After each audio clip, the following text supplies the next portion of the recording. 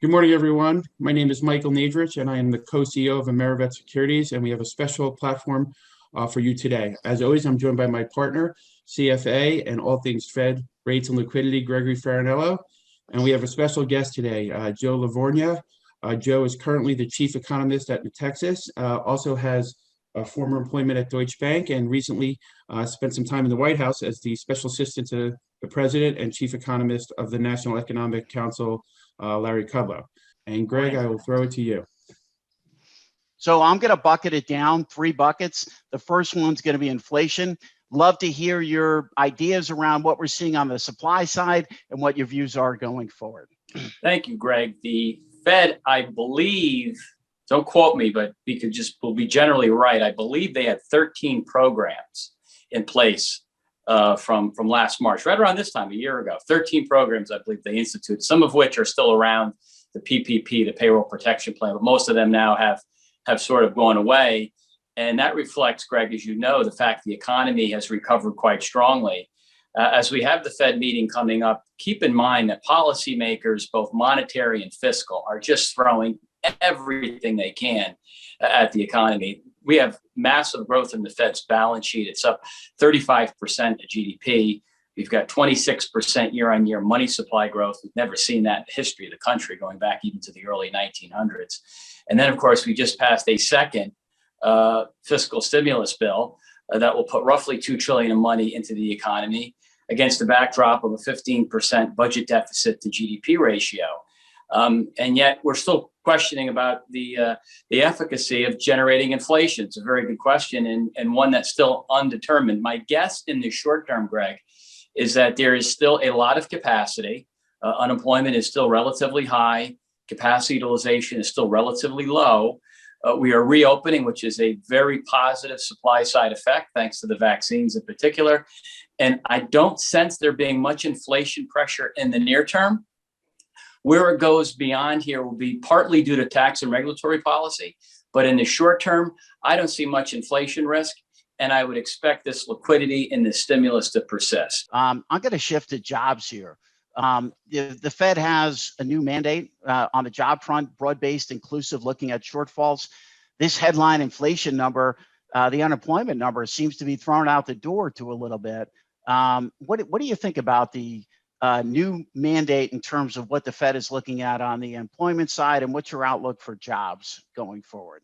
The job market is still roughly 10 million, Greg, below where it was pre-pandemic. So that is a pretty big number, despite the fact the economy is booming. So we need to obviously try to get those jobs back. Many of those lost jobs are in leisure and hospitality, and that's where the vaccination program will help, as it gives people confidence to travel, and it allows those firms to rehire some of those workers, hopefully. But there's a lot of work to do.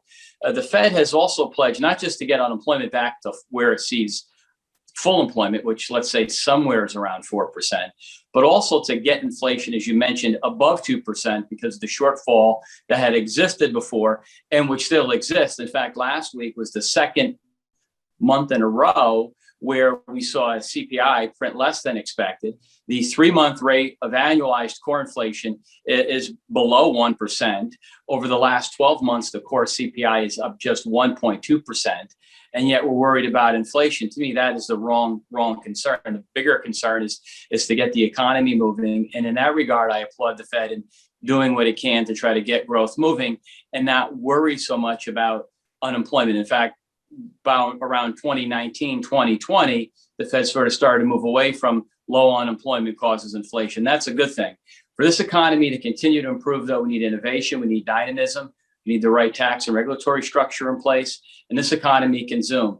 2021 is going to be a great year without much inflation. The question is what happens beyond this year, 2022 and beyond. That's really, to me, the big question mark. I mean, what do you think? Just what's your overall gut?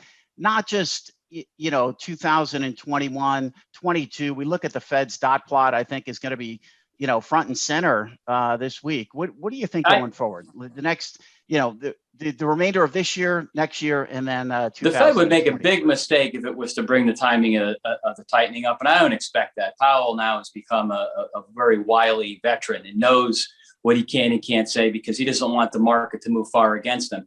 And you are correct, interest rates have risen. They were only 50 basis points last summer, but that's when the market was really worried about a second wave. And now rates have risen from around 90 basis points at the beginning of the year to around 160, 165. We're still below where we were at the beginning of 2020 before we had the pandemic. And much of this rise in rates has been less negative real rates, meaning the market is getting more upbeat on the prospect of strong growth. So this is a good development. The issue, Greg, will be what happens going forward if we get more fiscal stimulus, perhaps an infrastructure plan, and if the economy does look as solid as I think it will, do market rates go even higher? And is the Fed forced to push the rates down, similar to what the Bank of Japan has been doing now for many years, what recently the RBA, the Reserve Bank of Australia, has recently committed to, and that is yield curve control. That to me is a very definite risk because the Fed has been buying roughly $1 trillion of debt per year. That number goes up. And one can imagine against this massive supply backdrop that is coming, interest rates need to be dampened because the last thing the Fed wants, Greg, is higher mortgage rates to snuff out this recovery. Everybody, again, fiscal and monetary, both want this economy, if it can, to overheat or at least generate some inflation above 2% on a sustained basis, not just a couple months, on a sustained basis. In the interim, my guess is we're going to see a lot of this liquidity continue to flow into financial markets and real assets, which is why we're seeing a boom in housing, why we're seeing a boom in stocks. And my sense is that will continue. Mike, I'm gonna turn it back to you at this point. I guess maybe just a general question. I was traveling this weekend, I was going to Indiana, and, I got to tell you, for someone who's traveled about once a month since the pandemic, planes were packed, middle seats were packed, restaurants, all the kiosks, lines around the corner. It seemed as close to back to normal as I've seen in a very long time. We talked about the jobs number and the service industry and hospitality. Do you guys feel comfortable with the vaccine where it's at, knowing, recognizing not scientists here, economists, that we are getting close to turning the corner here? To me, we've turned I would say, Mike, we've turned the corner in a couple of ways. Certainly the economy began its V-shaped boom last year. Growth is continuing. We're overlaying this with even more stimulus. The medicine has finally caught up with the economy. In other words, we're vaccinating. I believe we're somewhere around 100 million vaccinations. Something like a quarter of the population has gotten at least one shot. So we have now 3 times as many vaccinations as we have overall cases. So to me, that's a turning of the corner. But one of the point I want to make, though, that people don't talk about is that is the medicine has gotten better with respect to treating people who have it. We've learned so much more in terms of ventilators, their use or the lack thereof, how we treat patients, what medicines work better than others. So the therapeutics have gotten better, and that's important because it makes people more confident that, God forbid, they get sick, they're not going to be hospitalized or potentially die from this disease. So that's all working together. I'm hopeful that we'll continue to make these positive strides, and the economy will go back in many ways to the way it was in terms of people doing more normal things, live entertainment, sports, things of that sort.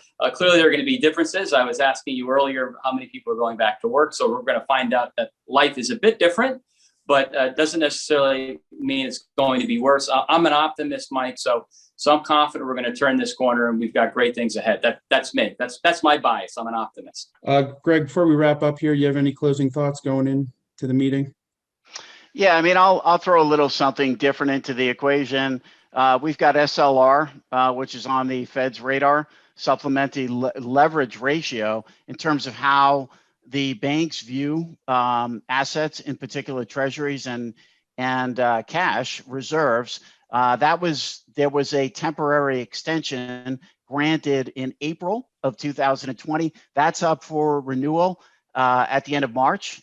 And the other thing I would say is, as I look at my screens here, SOFR is printing at 1 basis point, right? So the LIBOR replacement is printing very close to the zero lower bound. So I think there will be some stuff for the Fed to discuss this month. With regard to this meeting, Mike, it's all about the dot plot, where the Fed looks at. They're going to upgrade their forecast, how they view that forecast relative to funds. And to Joe's point, at this point, I think it would be a mistake for them to say, we see this, this, and this, and we're gonna tighten anytime soon. I mean, that it goes counter to what the Fed has wanted. Everything the Fed has asked for since August of 2020, they are really getting. As always, we wish our clients and their families well, and everyone remain safe out there. Thank you very much and have a great day. Thank you.